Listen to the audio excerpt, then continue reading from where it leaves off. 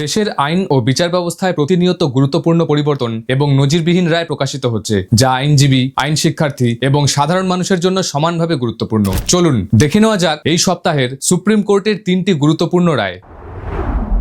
প্রথম খবর, 17 July 2026 state of West Bengal বনাম কাদের খান মামলায় সুপ্রিম কোর্ট একটি গুরুত্বপূর্ণ রায় দেয়। আদালত জানিয়েছে, যদি কোনো অভিযুক্ত দীর্ঘদিন পলাতক থাকে, তাহলে তার অনুপস্থিতিতে পূর্ববর্তী বিচারে রেকর্ড হওয়া মৃত ব্যক্তির সাক্ষ্য পরবর্তী বিচারে সেই অভিযুক্তের বিরুদ্ধেও ব্যবহার করা যাবে। আদালত স্পষ্ট করেছে, ফৌজদারি কার্যবিধির ধারা 299, যা বর্তমানে ভারতীয় নাগরিক সুরক্ষা সংহিতা 2023-এর ধারা 335, তার অধীনে অভিযুক্তকে আনুষ্ঠানিকভাবে পলাতক ঘোষণা করার জন্য আলাদা বিচারিক আদেশ বাধ্যতামূলক নয়, বরং প্রমাণ করতে হবে যে অভিযুক্ত সত্যিই পলাতক ছিল এবং সাক্ষ্য রেকর্ডের সময় তাকে দ্রুত গ্রেপ্তারের কোনো বাস্তব সম্ভাবনা ছিল না। সুপ্রিম কোর্ট আরও পর্যবেক্ষণ করে, যদি পলাতক অভিযুক্তরা গুরুত্বপূর্ণ সাক্ষ্যের প্রভাব থেকে শুধুমাত্র পালিয়ে থাকার কারণে রেহাই পেয়ে যায়, তাহলে তা বিচার ব্যবস্থার উদ্দেশ্যকে ব্যর্থ করবে এবং আইন এড়িয়ে যাওয়ার প্রবণতাকে উৎসাহিত করবে।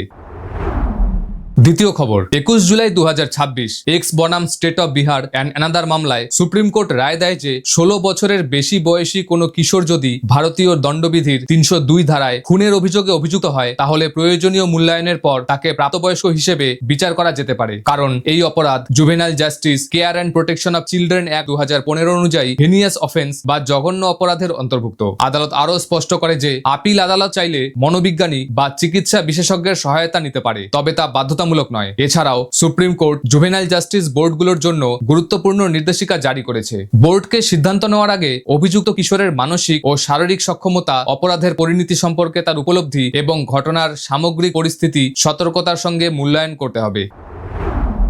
তৃতীয় খবর, 21 জুলাই 2026 ইউনিয়ন অফ ইন্ডিয়া বনাম Messrs Kanishk Steel Industries Limited and others মামলায় সুপ্রিম কোর্ট শুল্ক আইন প্রয়োগকারী কর্মকর্তাদের ক্ষমতা নিয়ে গুরুত্বপূর্ণ রায় দেয়। সুপ্রিম কোর্ট পুনরায় স্পষ্ট করেছে যে কাস্টমস অ্যাক্ট 1962 অনুযায়ী কাস্টমস কর্মকর্তাদের চোরাচালান ও অর্থনৈতিক অপরাধের তদন্ত, গ্রেপ্তার এবং মামলা পরিচালনার আইনগত ক্ষমতা রয়েছে। আদালত আরও স্পষ্ট জানিয়েছে, কাস্টমস আধিকারিকরা ভারতীয় সাক্ষ্য আইনের দৃষ্টিতে পুলিশ অফিসার নন, ফলে কাস্টমস আইনের অধীনে তাদের নিকট রেকর্ড করা স্বীকারোক্তিমূলক বিবৃতি শুধুমাত্র এই কারণেই অগ্রহণযোগ্য হয়ে যায় না। অর্থনৈতিক অপরাধ ও চোরাচালান রোধে কাস্টমস কর্তৃপক্ষের বিশেষ ভূমিকার উপর গুরুত্ব আরোপ করে সুপ্রিম কোর্ট জানিয়েছে, তারা সাধারণ পুলিশের থেকে পৃথক একটি বিশেষ তদন্তকারী সংস্থা এবং আইন অনুযায়ী প্রয়োজনীয় ব্যবস্থা গ্রহণের পূর্ণ ক্ষমতা রাখে।